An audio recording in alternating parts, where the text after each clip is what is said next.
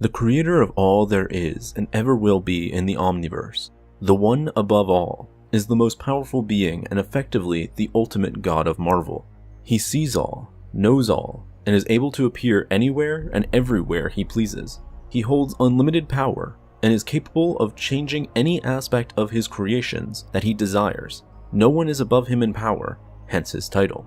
But despite being the most powerful being in Marvel, the one above all has rarely appeared in the comics, only making brief appearances here and there, and even more rarely using the full extent of his powers. He is the creator and master of the Living Tribunal, which is a powerful cosmic entity whose sole purpose is to safeguard and balance all the various universes within the multiverse. Basically a being whose job it is to ensure that the One's creations don't destroy themselves or overlap to create unhinged chaos. There is no solid incarnation of the One, but rather he appears what the viewer believes him to look like. For some, he appeared as a bright beam of energy in human form. To others, he appeared as a middle-aged artist, and once he even appeared as a homeless man. He appeared as a homeless man to a raging Peter Parker, who was overwhelmed by the fact that Aunt May was on her deathbed and was soon going to die. Initially, Peter was hostile towards the man, telling him to back off as he wasn't in the mood to talk to any random strangers. But that soon changed when the homeless man healed Peter's bloodied hands that he received after aggressively punching a dumpster. Realizing this wasn't any ordinary person, Peter asked him who he was and began to get a bit nervous as he became aware that his spidey sense never alerted him of the homeless man's approach. The homeless man went on to reveal himself to the young man, filling his mind with his true identity. Peter then understood that he was now talking to his creator. Peter initially demanded that he save his Aunt May, that he'd do anything to get her back, but the One didn't entertain his demands, instead taking him to a beach as they instantly teleported across dozens of miles. There he showed Peter the thousands of people he had saved as Spider-Man, showing him all the good he had done despite all the suffering he has gone through while taking up that role. That most people that experienced the same suffering tended to become worse as people, but not Peter. He was different, and that he should be proud of his actions despite the hardships he had gone through. The One then left Peter with the final words that he must have faith.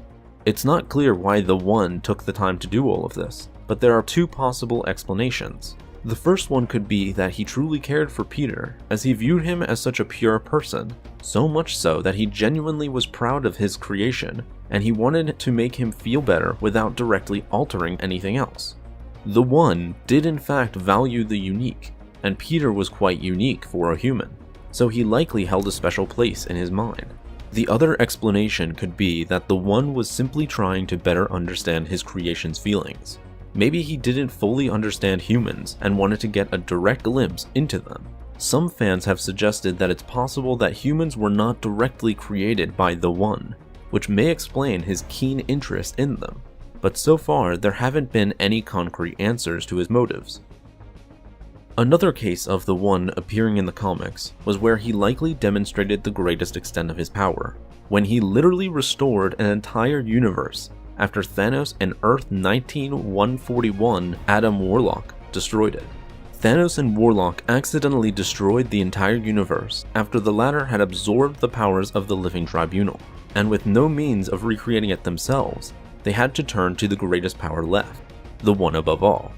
The One appeared before them as a human form of glowing energy, casually changing its appearance across genders during their conversation. After negotiating with the One, Warlock agreed to take up the great responsibilities of becoming the new Living Tribunal, in exchange of having the universe they accidentally destroyed be restored. The One appeared again as a middle-aged man when the Fantastic Four entered heaven as a means to save the Thing from death. When they saw their creator, they were all shocked to see him to be just a regular dude living in an average house. He explained to them that he appeared the way he did because that was how they saw him, for that was what his creations did. They found humanity in him. It's later revealed that the One is an artist, and that he creates his worlds by first drawing them and then letting them play out as they would naturally. This is a subtle nod to the audience, which implies that the One is basically the real-life comic book writers and artists. Anyway, The One later reveals to them his tool of creation, a simple pencil.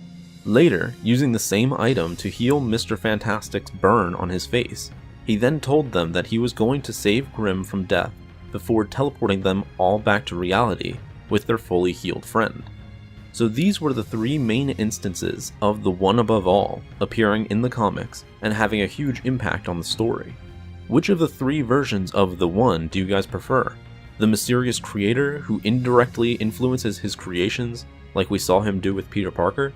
Or the all-powerful creator that uses his unlimited power to reverse the consequential actions of some characters, as seen with Thanos and Warlock? Or finally, the more comical and light-hearted version of him, where it's a subtle nod towards the audience, that he represents the comic book writers and artists that produce the Marvel stories? Let us know in the comments below. Thanks for watching this episode of Hero History. Be sure to like and subscribe for more videos like this one. And as always, have a marvelous day.